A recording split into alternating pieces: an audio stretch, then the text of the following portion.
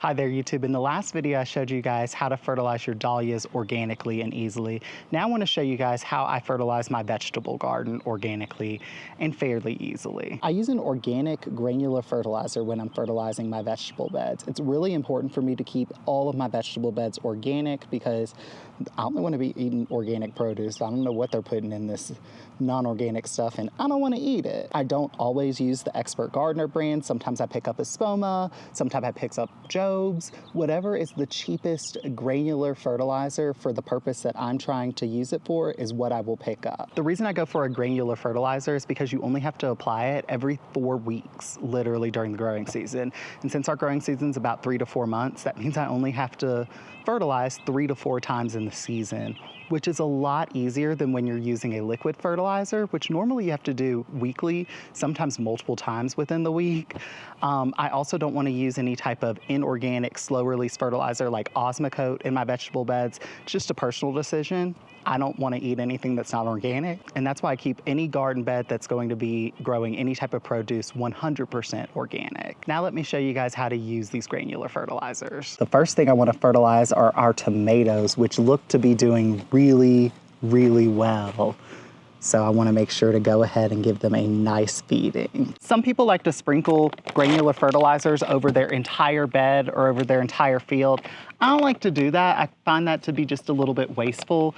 I only fertilize right at the root zone, and you only need to use about a tablespoon of this per plant. So I do about a half of a handful, and that's kind of my measure. I know that's a little bit more than a tablespoon, but the good thing about using an organic fertilizer is that you can't really overdo it. So I basically just put it around the root zone of the plant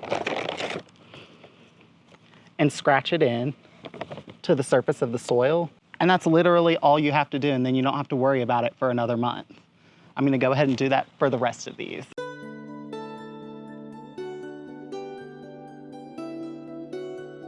There are 3 tomato plants planted here, which is why I'm going to be using 3 sprinkles.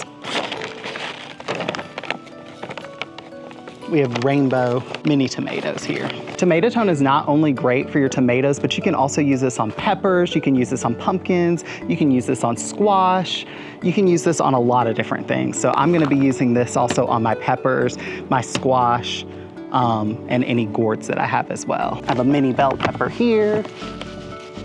And for all of these plants, it's the exact same ratio, still just about a tablespoon per plant is all that's necessary. So you should be able to feed a nice sized garden probably half through the season with this. You probably need 2 bags to make it through the entire season.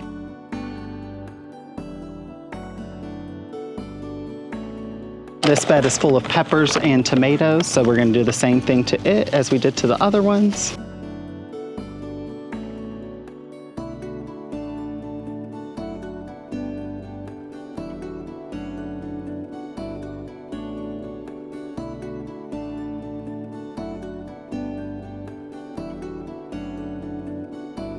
Also going to fertilize the squash with the tomato tone.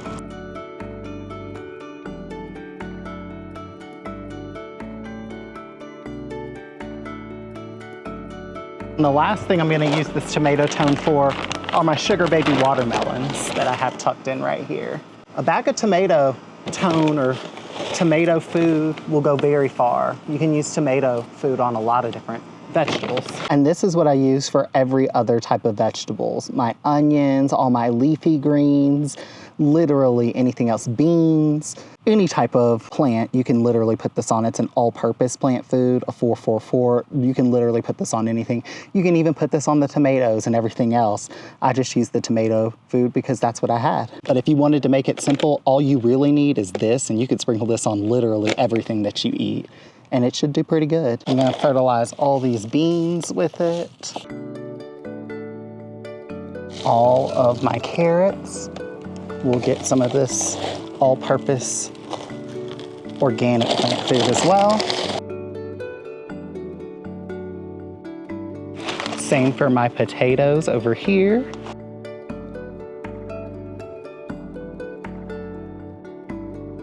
And last but not least, I'm gonna use it to fertilize these lettuce beds and strawberry beds. My onion beds are gonna get this. these peppers,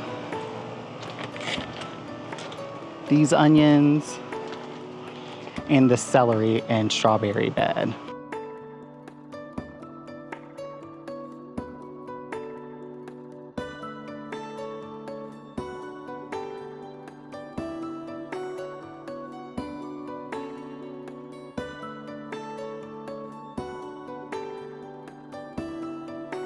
And just like that, we're done fertilizing our vegetable garden. That only took me about 20 to 25 minutes.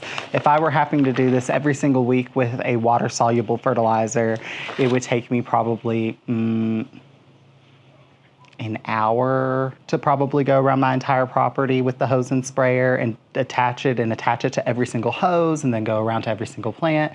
It would take me probably about an hour. This is just way more efficient and you don't have to do it as often. And I'm all about making gardening easier. I'm not a lazy gardener. I'm just, if there's a smarter, faster, more efficient way to do it, that's the way I like to do it. So thank you guys so much for watching, and I'll see you guys around for whatever video I come up with for next time. And subscribe if you found this to be helpful, because I give helpful garden tips like this all the time. Thank you for watching, and I'll see you guys around. Bye. Ooh, my hands look so nasty. And you will reek after using an organic fertilizer. These do not smell good at all. You'll want to take a shower immediately. Bye.